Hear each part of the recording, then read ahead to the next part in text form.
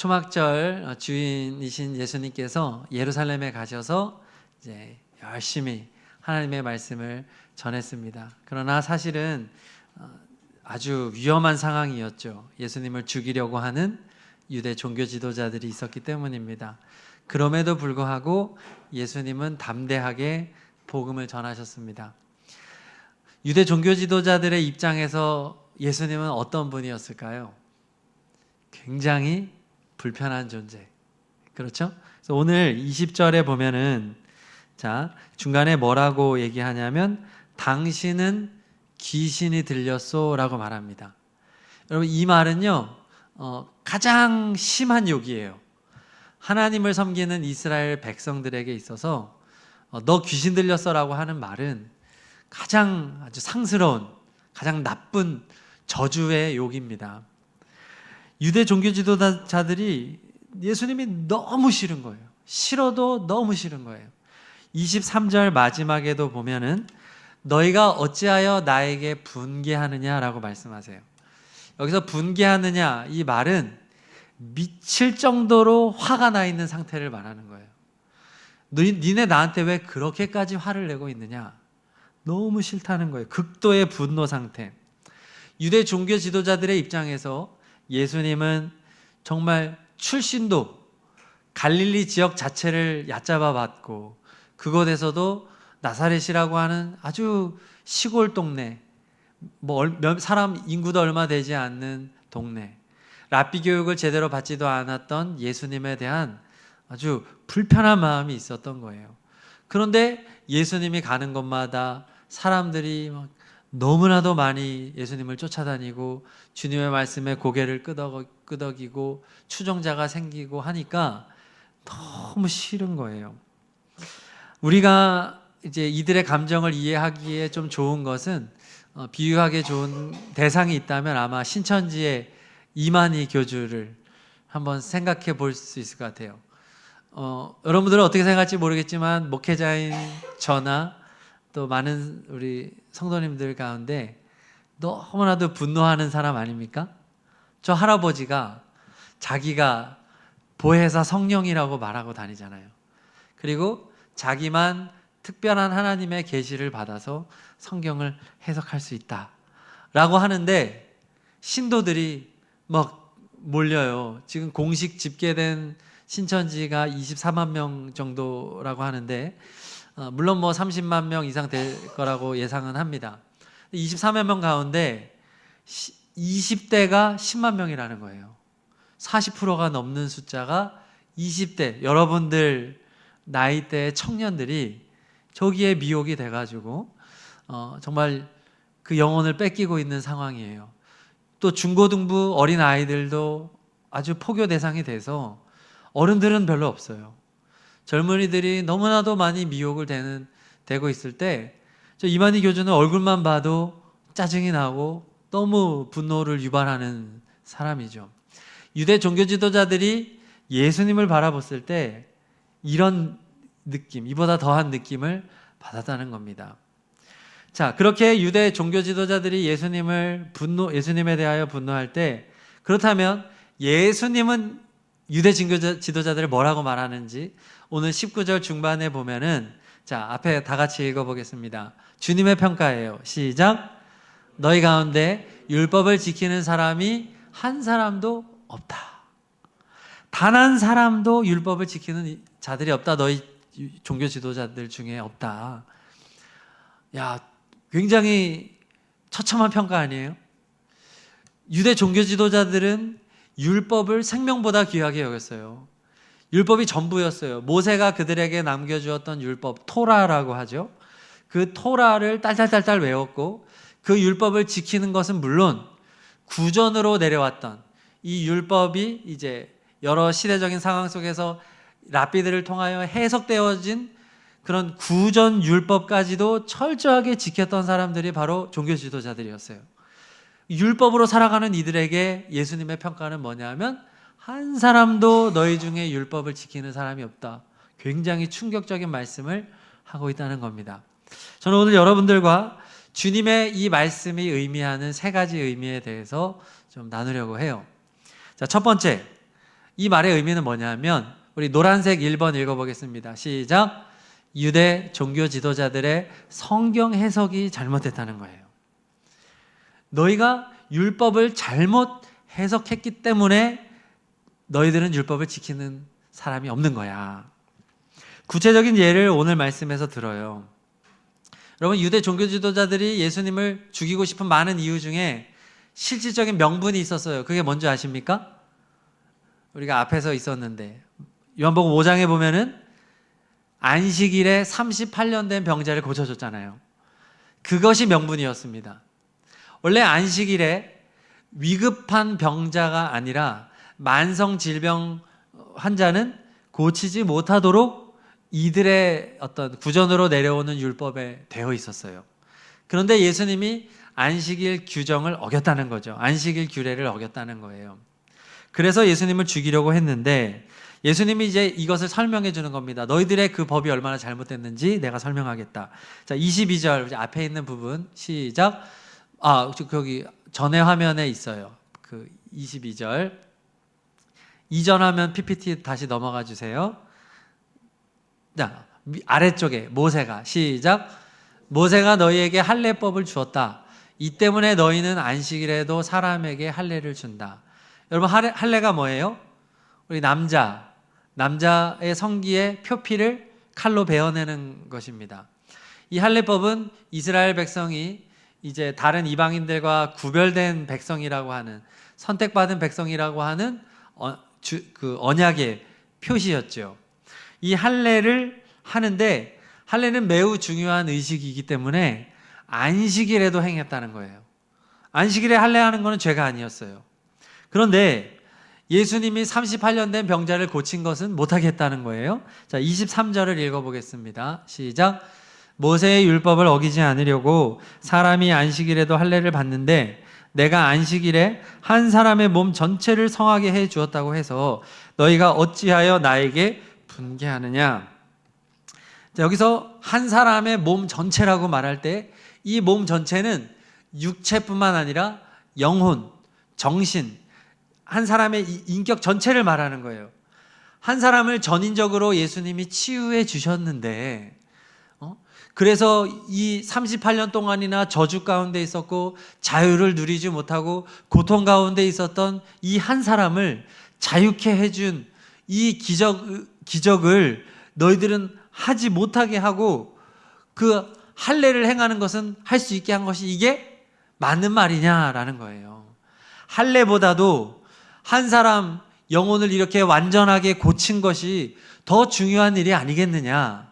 너희들 이거 상식적으로도 말이 안 되는 거 아니냐. 너희들의 율법 해석이 잘못됐다라고 예수님은 오늘 지적해 주고 있는 거예요. 그러니까 오늘 말씀은 예수님이 우리에게도 주시는 말씀이잖아요. 종교 지도자들, 저나 목회자뿐만 아니라 성도들에게도 예수님이 주시는 말씀이 성경 아니겠습니까? 이 성경이 우리에게 오늘 주는 첫 번째 메시지가 뭐예요? 성경 해석이 중요하다는 거예요. 우리가 성경을 바르게 해석하는 것은 너무나도 중요하다. 여러분, 16세기 종교개혁이 왜 일어났나요? 종교개혁. 무엇의 문제예요? 성경 해석의 문제예요. 로마 가톨릭의 성경 해석이 잘못됐기 때문에 종교개혁이 일어난 겁니다. 자, 내용을 좀 더 말씀을 드리죠. 라틴어, 당시에 라틴어는 이제 더 이상 사용하지 않는 언어였어요. 그런데 라틴어로 된 성경만을 읽을 수 있었습니다. 그것도 사제들만 읽을 수 있었어요. 놀라운 것은 설교를 라틴어로 했어요. 지금 라틴어를 쓰고 있지 않아요. 그런데 설교를 라틴어로 하면 누가 설교를 알아들을 수 있냐는 거예요. 라틴어만이 거룩한 언어라고 말을 하면서 설교하는 사람도 잘 이해를 못한 상태에서 설교하고 듣는 사람은 아예 못 알아듣고요. 그래서 이 당시에 로마 가톨릭에서 중요시 여기는 것이 성화였어요. 그 성당에 가면 지금도 이 유럽의 성당들에 가면 그 큰 성화들이 많이 걸려 있잖아요. 그림으로밖에는 성경을 배울 수 없었던 시대였던 거죠. 그러니 성경 해석이 해석 자체를 뭐 바르게 할 수도 없었던 거고요. 그 다음에 교황청의 성경 해석에 절대적으로 순복해야 했어요. 누구도 토를 달아서는 안 돼요. 질문할 수 없는 시대였어요. 이 시대는 그냥 교황청에서 이 성경은 이런 의미입니다 라고 그냥 선포하면 무조건 아멘 해야 됐어요. 특별히 교황의 말은 오류가 없다라고 말했어요. 교황무호설 들었잖아요.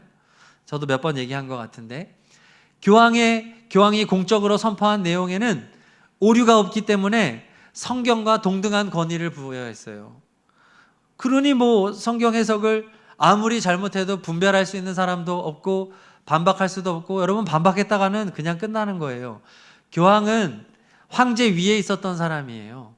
그래서 뭐 카노사의 굴욕이라고 독일의 황제는 이 교황에게 가서 3일 동안 빌었어요.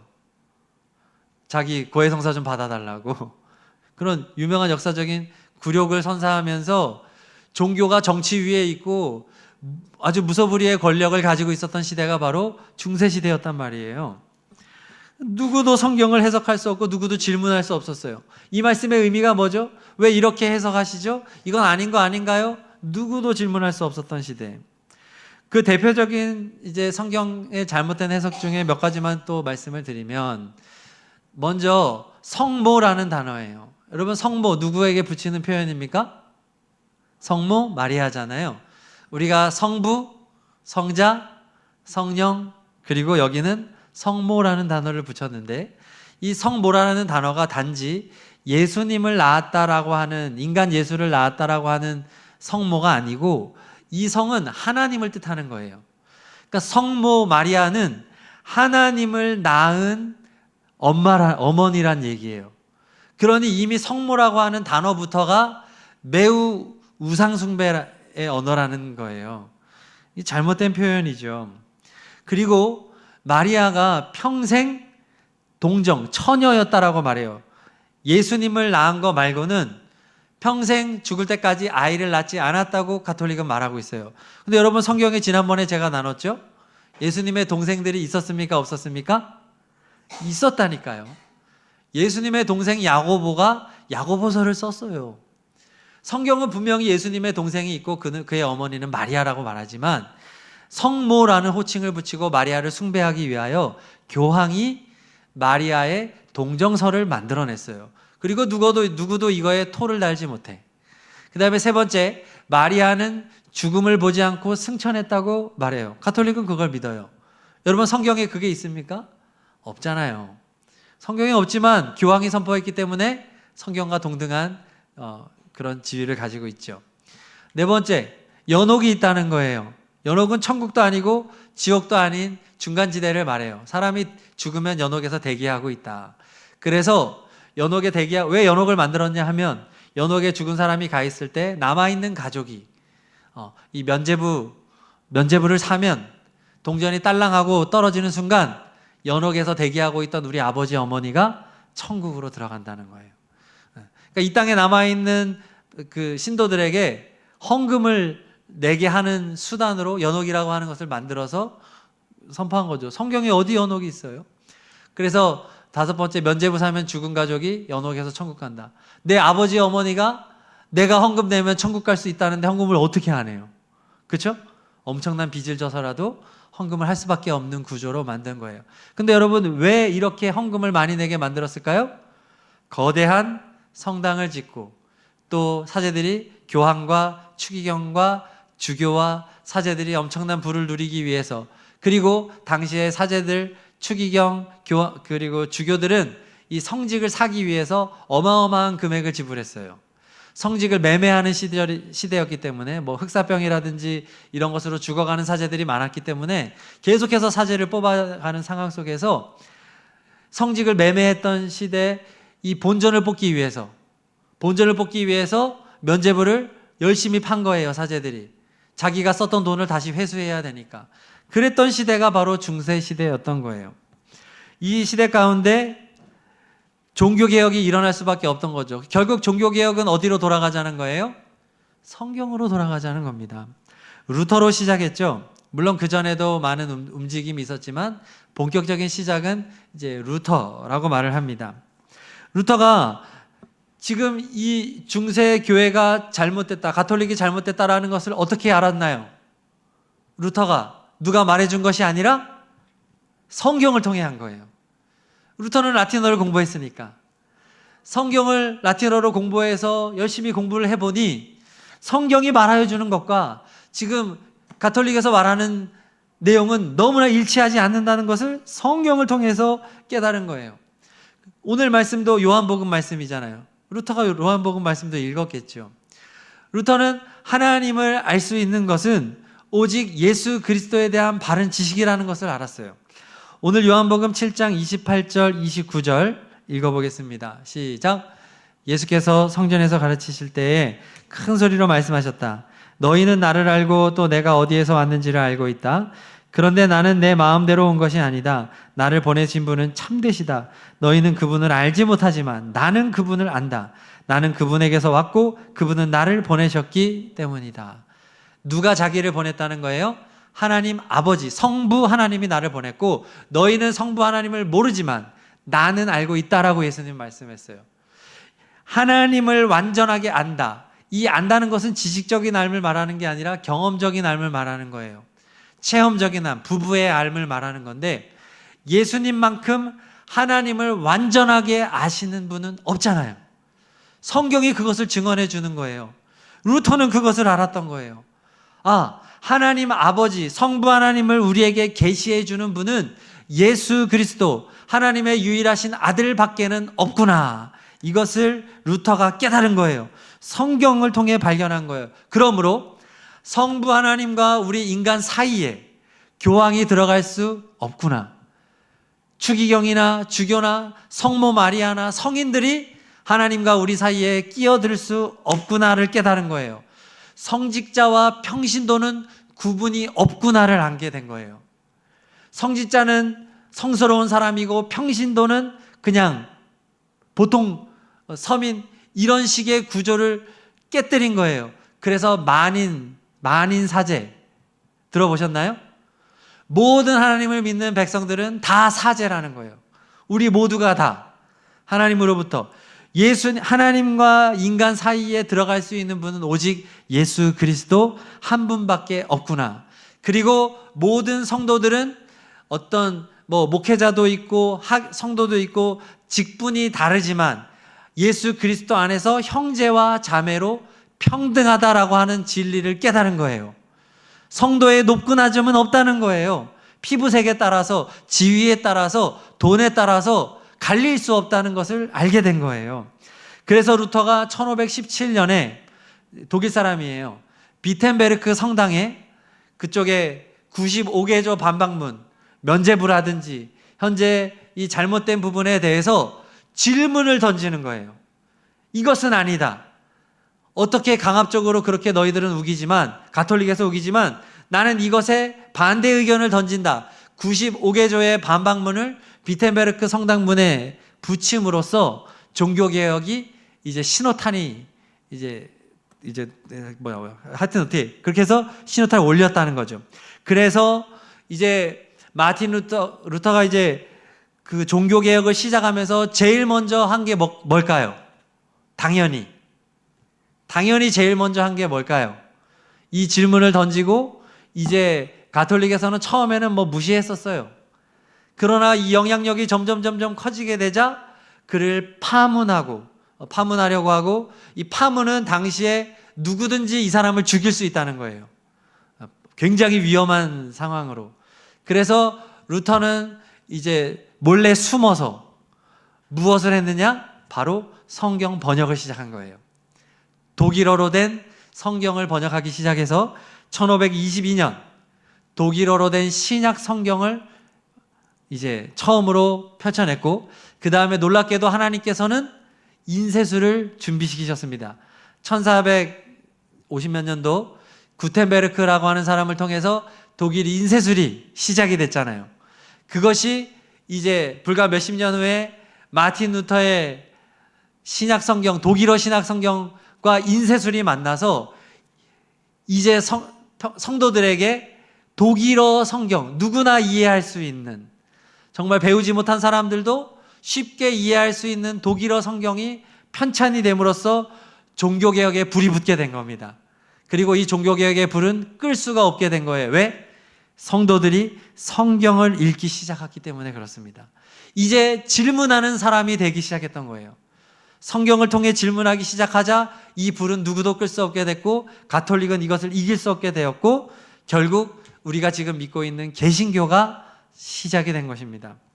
여러분, 오늘날에도 우리가 회복해야 될 것이 무엇일까요? 바로 성경의 권위를 회복하는 겁니다. 여러분, 교회 안에도 사람이 만들어낸 수많은 신학과 논리들이 가득하다는 것을 알고 있습니까? 목회자들도 신학을 공부를 했잖아요. 그러다 보면 내가 어떤 교수님에게 배웠느냐에 따라서 어느 시대, 교수들이 대부분 독일이랑 미국에서 공부했거든요. 그들이 어떤 신학을 공부했느냐에 따라서 아주 편협한 공부를 대학교 때 한 거예요. 대학원 때. 그러니까 목사들도 결국은 신학을 말하지만 신학이 성경에서 벗어난 것이 많거든요. 그러면 그런 이 세상에 이 많은 설교와 신학들이 지금 쫙 있을 때 우리가 정말로 돌아가야 할 자리는 정말 성경이 우리에게 말하여 주는 진리가 무엇이냐를 우리는 그것만 취해야 하겠죠. 그래서 제가 여러분들에게 질문을 던지고 싶은 게 있어요. 그게 뭐냐 하면, 여러분 설교 많이 듣잖아요. 유튜브라든지, 그렇잖아요. 쇼츠라든지 많은 메시지들, 또 저를 통해서, 저희 담임 목사님 통해서, 또 여러분 고향에 가면 고향교회 수많은 설교들 중에서 여러분들이 그 설교를 들으면서 이것은 성경적이구나. 그렇지. 성경이 정말로 그렇게 말하고 있어. 그런데 목사님, 저 얘기는 목사님 생각이구나. 저건 그냥 목사님이 자기의 의견을 말하고 있구나. 이것을 분별할 수 있습니까? 저는 지금 이 질문을 여러분들한테 굉장히 중요한 질문을 던지는 거예요. 여기에서 여러분들이 분별할 수 있어야만이 이 혼탁한 시대에 진리를 붙잡을 수 있는 거예요. 목회자가 이렇게 얘기하면 무조건 아멘하면, 그 목사님이 바뀌면 어떡할, 또 바뀐 대로 아멘하고 살고 여러분의 영혼을 그렇게 맡기고 살 거냐는 거예요. 안 돼요. 여러분들이 만약에 성경에 근거한 설교와 이것은 그냥 목사님이 자기 얘기하는구나, 저건 자기 생각이구나. 여러분, 성경에도 바울이 하나님의 뜻으로 하는 설교가 있고 이것은 나의 생각이니라고 하는 부분이 있어요. 알고 있나요? 그건 바울 개인의 사견이에요. 그건 우리가 하나님의 말씀으로 받아들일 필요가 없는 부분이 있어요. 그러니까 이런 부분들을 내가 분별할 수 있는 성도로 계속해서 성숙해 나아가는 것이야말로 여러분들이 진리 가운데 서는 길이라는 거예요. 그러니까 얼마나 우리가 성경을 배워야 되고 연구해야 되고, 무엇보다도 여러분이 이 성경을 스스로 읽어가야 된다는 거예요.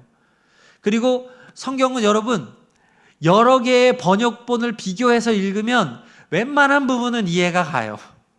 제가 가피풀 성경 너무 좋잖아요. 그럼 번역본 한 번 사면 계속 쓸 수 있잖아요.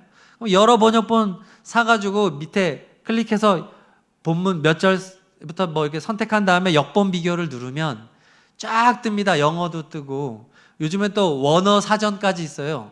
제가 그것도 사면 원어 사전에 들어가서 의미도 찾아줘요. 그러면 그것을 똑같은 성경도 내가 읽다가 이해가 안 가면 그거 한 4-5개만 비교를 쭉 해봐도 웬만한 성경은 이런 뜻이구나 이해가 되는 게 많아요. 그리고 모르면 저한테 물어봐도 되고 질문이 생기거든요. 이 말씀 왜 이러지? 이 말씀 좀 문맥이 이상한데? 그러면 그것을 찾아야죠. 기도하고 묵상하고 그래서 하나님이 내게 주시는 말씀을 발견하는 거예요. 여러분, 그게 큐티인 거예요. 사실상 그게 진짜 성경 공부죠. 목회자가 성경을 다 연구해서 여러분들에게 다 먹여주면 좋겠지만 목회자도 한계가 있고, 그렇죠? 네. 주중에 한 번 설교 듣는 거 가지고 어떻게 우리의 신앙을, 물론 그거라도 잘 붙잡으면 그래도 하나님의 은혜 가운데 유지가 되겠지만 많이 부족하잖아요. 스스로 성경을 읽어야 된다. 그러므로 여러분, 성경의 권위를 회복하고, 여러분 무엇보다 여러분이 성경을 읽고 묵상하고 여러분이 질문을 던질 수 있는 성숙한 그리스도인이 되기를 축복합니다. 오늘 예수님은 우리에게 그것을 첫 번째로 말씀하는 거예요. 자, 두 번째 메시지. 자, 다음 화면 주세요. 노란 글씨 2번 읽어봅니다. 시작. 사랑을 버렸다는 거예요. 사랑을 버렸다. 너희가 율법을 지키지 않는다는데, 여러분, 율법의 핵심이 뭔가요? 율법의 핵심 10가지. 모세에게 주신 율법의 핵심 10계명이잖아요. 10계명 10가지. 그 10계명은 또 두 파트로 나누죠. 앞에 4가지는 하나님을 사랑해라. 뒤에 6가지는 이웃을 사랑해라. 이것은 같은 것이다. 그러니까 율법의 핵심은 사랑입니다. 서로 사랑하는 거. 그러니까 하나님을 사랑하고 이웃을 사랑하는 거. 여러분 십자가가 있잖아요. 그렇죠? 십자가가 위에서 아래로 내려오는 선은 하나님과의 관계 회복, 사랑의 회복. 또 옆으로 이어지는 십자가는 우리 서로 우리가 함께 지내는 이 세상 사람들 간의 서로의 사랑의 회복을 말하는 것이 결국은 율법이거든요. 자, 그런데 유대 종교 지도자들은 그 사랑을 버렸다는 겁니다. 하나님을 사랑하지 않고 이웃도 사랑하지 않아요. 왜 그래요? 자기들의 기득권을 유지하기 위해서. 그래서 백성들을 율법으로 억압하고 그들에게 공포감을 극대화시킵니다. 너희들 그렇게 했다간 지옥 가. 그럼 이단들이 많이 하는 얘기잖아요. 임박한 종말을 얘기하면서 신도들의 공포심을 극대화시키면서 헌금을 강요하고, 이것이 이제 이단들의 방식입니다. 그러면서 율법으로 통제하는 거예요.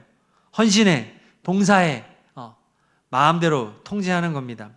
심지어 종교 지도자들은 정말로 가난한 과부들에게도 헌금을 강요했어요.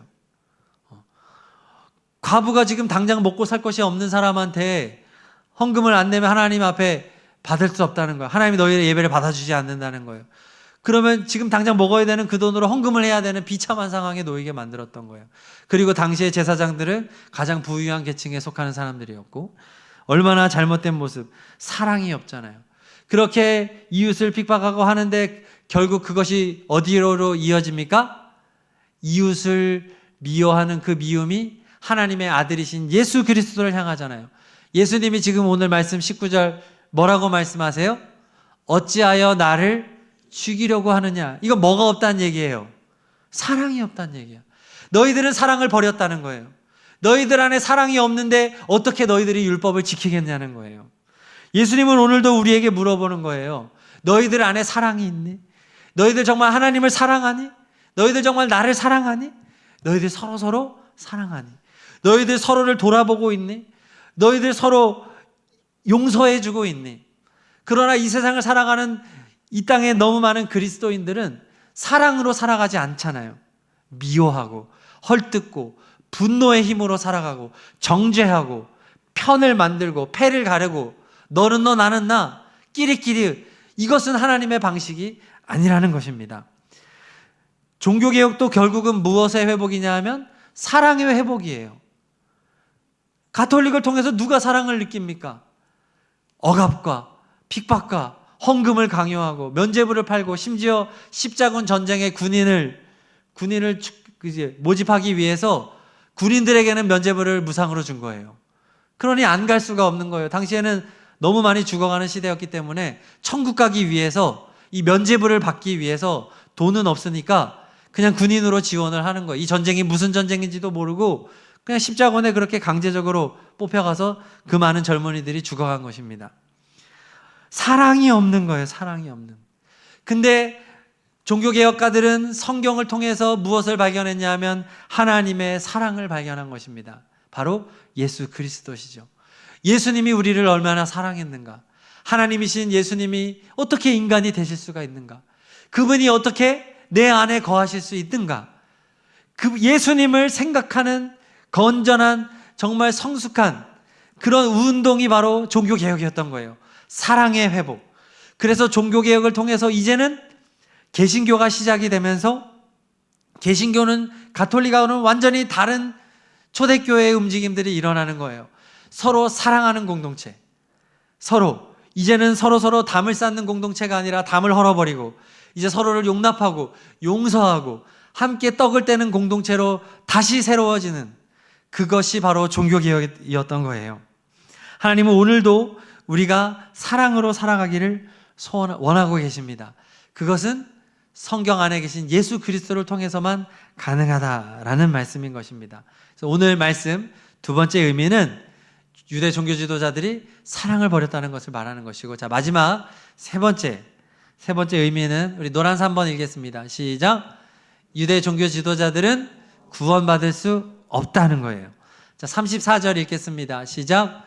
그러면 너희가 나를 찾아도 만나지 못할 것이요 내가 있는 곳에 너희가 올 수도 없을 것이다. 자, 내가 있는 곳 어디일까요? 천국을 말하는 겁니다. 너희들은 천국에 올 수 없다. 유대 종교 지도자들은 천국 갈 수 없다. 왜 그래요? 그들은 율법으로 구원을 얻으려고 했기 때문입니다. 율법을 행함으로, 종교적인 열심으로, 인간의 의로, 노력으로 구원을 얻으려고 했기 때문에 그들이 의지하는 율법이 그들을 정죄하겠다는 거예요. 율법을 지키려고 하면 할수록, 율법으로 나 스스로를 증명하려고 하면 할수록 그 사람은 더욱더 율법에 얽매이게 되고 절대로 천국 갈 수 없는 존재가 되어버린다는 것입니다. 누구도 율법으로 구원을 얻을 수 없다. 여러분, 오직 누구로 구원을 얻을 수 있습니까? 예수 그리스도의 복음으로만 우리는 구원을 얻을 수 있잖아요. 자, 유대 종교지도자들은 예수님의 이 말을 이해하지 못했어요. 그래서 질문을 합니다. 자, 35절, 36절 읽겠습니다. 시작. 유대 사람들이 서로 말하였다. 이 사람이 어디로 가려고 하기에 자기를 만나지 못할 것이라고 하는가? 그리스 사람들 가운데 흩어져 사는 유대 사람들에게로 가서 그리스 사람들을 가르칠 셈인가? 또 너희가 나를 찾아도 만나지 못할 것이요 내가 있는 곳에 너희가 올 수도 없을 것이다 한 말은 무슨 뜻인가? 이 말은 이해 못하니까 지금 조롱하는 말이에요. 저 사람 지금 이제 유대를 떠나려고 하는구만. 자, 그리스로 간다는 거예요. 아, 그래. 그리스 당시에 헬라 문화잖아요. 지금 이제 그리스 전역 헬라 문화권 전역에 흩어져 있는 유대인들, 디아스포라 유대인들 가운데서 그냥 거기 가서 말씀이나 전하면서 살려고 하나 보다라고 지금 조롱하는 거예요. 조롱. 예수님을 조롱하고 있습니다. 자, 그런데 이 말씀이 놀라운 말씀이죠. 이들은 지금 예수님을 조롱하고 있어요. 도망가려고 하는구만. 근데 이 말씀이 사도행전 1장 8절과 연결이 됩니다. 사도행전 1장 8절 읽겠습니다. 넘겨주세요. 시작. 그러나 성령이 너희에게 내리시면 너희는 능력을 받고 예루살렘과 온 유대와 사마리아에서 그리고 마침내 땅 끝에까지 이르러 내 증인이 될 것이다. 그들은 분명히 조롱을 했는데 예수님의 복음은 정말로 그리스로, 유럽으로, 온 세계 열방으로 흩어져 나아가게 되지 않았나요? 그러니까 그들은 조롱했지만 그 조롱이 무엇이 된 건가요? 예언이 된 것입니다. 지금 이 장면은 참 재밌는 장면이죠. 조롱이 예수님을 만났더니 조롱이 뭘로 바뀌었다? 예언으로 바뀌었다는 겁니다. 여러분, 물이 예수님을 만나서 뭐가 됐죠? 포도주. 그게 예수님의 첫 번째 기적이었어요. 불가능한 변화. 물이 예수님을 만나면 포도주가 된다. 조롱도 예수님을 만나니 예언이 된다. 여러분, 가시면류관도 예수님을 조롱하는 거였지만 그것은 예수님이 온 세상의 왕이라고 하는 상징이 되어버렸죠. 또 뭐 있습니까? 십자가. 그건 너무나 처참한 형벌의 상징이었어요. 그러나 예수님이 십자가에 달리신 이후로 십자가는 온 교회의 상징이 되었고 구원의 상징이 되었어요. 목걸이로 하고 귀걸이로 하고, 그죠? 도저히 그렇게 할 수 없는 십자가가 변화된 겁니다. 우리도 마찬가지예요.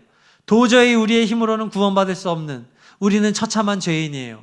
우리는 열심히 살면 살수록 더 율법으로 살면 살수록 우리는 더 지옥 갈 수밖에 없는, 우리의 힘과 노력으로는 아무것도 할 수 없는 그러한 존재입니다.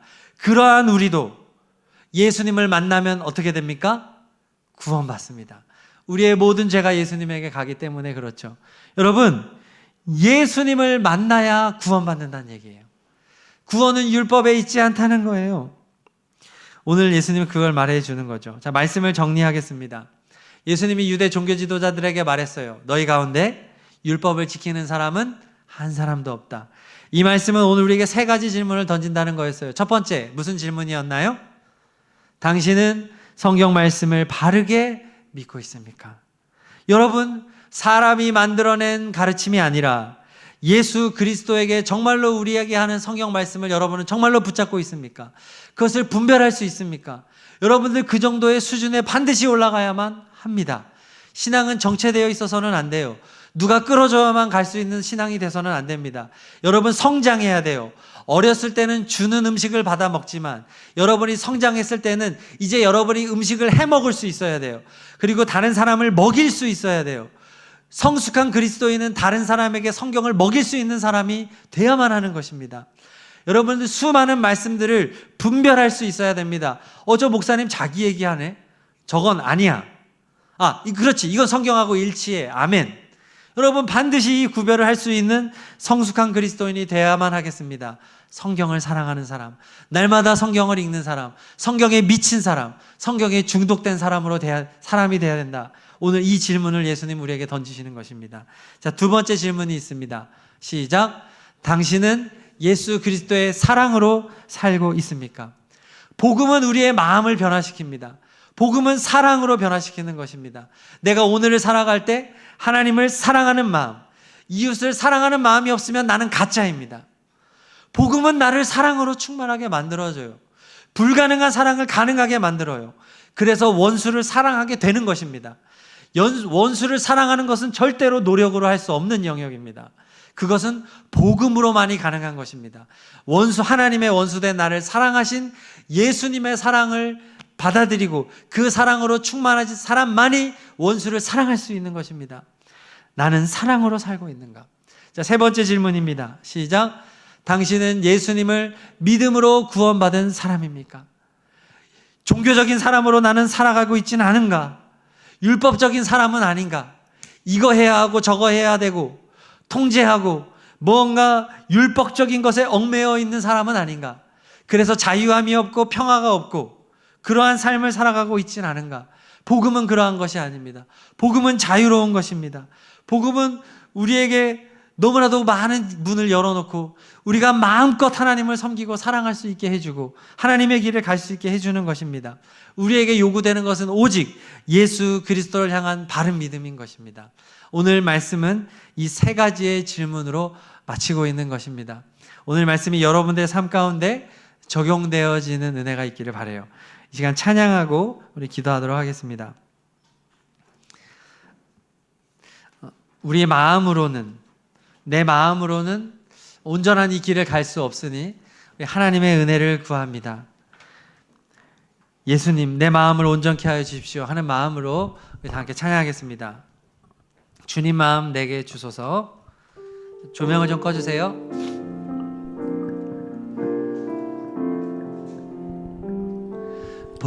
보소서 주님 나의 마음을 선한 것 하나 없습니다. 그러나 내 모든 것 주께 드립니다. 사랑으로 안으시고 날 새롭게 한 번 더 고백하겠습니다. 보소서 주님 나의 마음을 선한 것 하나 없습니다. 율법을 지킬 수가 없습니다. 그러나 내 모든 것 주께 드립니다. 사랑으로 안으시고 날 새롭게 하소서. 주님 마음 내게 주소서. 주님 마음 내게 주소서. 내 아버지 주님 마음 내게 주소서.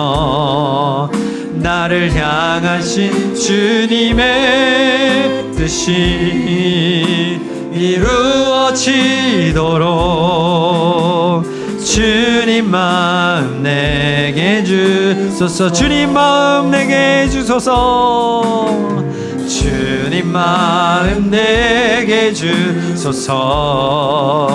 내 아버지 주님 마음 내게 주소서. 나를 향하신 주님의 뜻이 이루어지도록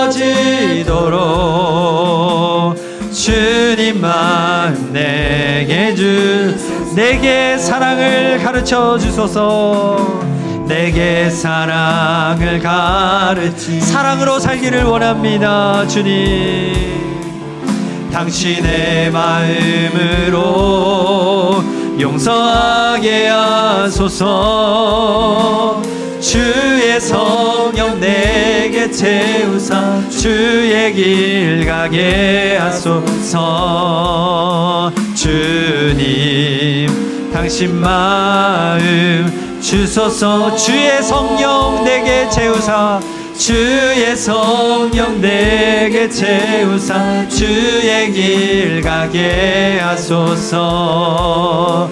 주님, 당신 마음 주소서. 주님 마음 내게 주소서. 주님 마음 내게 주소서. 내 아버지, 내 아버지, 주님 마음 내게 주소서. 나를 향하신 주님의 뜻이 이루어지도록 주님 마음 내게 주시옵소서. 주님 마음 내게 오직 예수님을 갈망합니다. 내 아버지, 주님 마음 내게 주소서. 나를 향하신 주님의 뜻이 이루어지도록 주님 마음 내게 주소서. 자, 우리 시간 말씀 생각하며 기도하겠습니다. 하나님 아버지, 성경을 바르게 알고 바르게 믿기를 원합니다. 성경을 통해 예수 그리스도를 발견하기 원합니다. 그래서 예수 그리스도에 대한 온전한 믿음을 갖게 하여 주시고 예수님이 주시는 사랑으로 살아가는 참된 그리스도인이 되게 하여 주십시오. 그동안 하나님의 말씀을 멀리하고 주님의 사랑으로 살지 못하고 율법적이고 종교적인 삶을 살았던 모습을 우리 회개하면서 우리 말씀을 붙잡고 우리 3분 정도 간절히 기도하겠습니다. 기도합니다. 하나님 아버지, 이 시간 예수 그리스도의 이름을 의지하여 말씀을 의지하여 다 함께 기도합니다. 주님, 그동안 하나님의 말씀을 소홀히 여기고 말씀대로 살지 아니하고 예수 그리스도를 향한 믿음과 사랑으로 살지 못했음을 용서하여 주시옵소서. 이 시간 예수님을 향한 바른 믿음을 허락하여 주시기를 원합니다. 예수님, 우리 청년들 가운데 하나님 주님을 향한 사랑을 깨워주시고 주님을 만나게 하여 주시고 주님이 아버지 하나님 우리의 잠자는 심령을 깨워주시고 살아계신 예수님을 만나는 역사를 허락하여 주시옵소서. 이 시대의 아버지 하나님이여 종교개혁이 다시 일어나기를 원합니다. 우리의 마음에 종교개혁이 일어나게 하여 주시옵소서. 살아계신 주님의 말씀이 분별하여 들려지는 역사를 허락하여 주시옵소서. 주님을 만나게 하여 주시옵소서. 주님, 나를 향한 놀라우신 그 사랑, 그 은혜를 기억하며 하나님 우리도 예수님의 사랑으로 하나님을 사랑하고 이웃을 사랑하는 삶을 살기를 원합니다.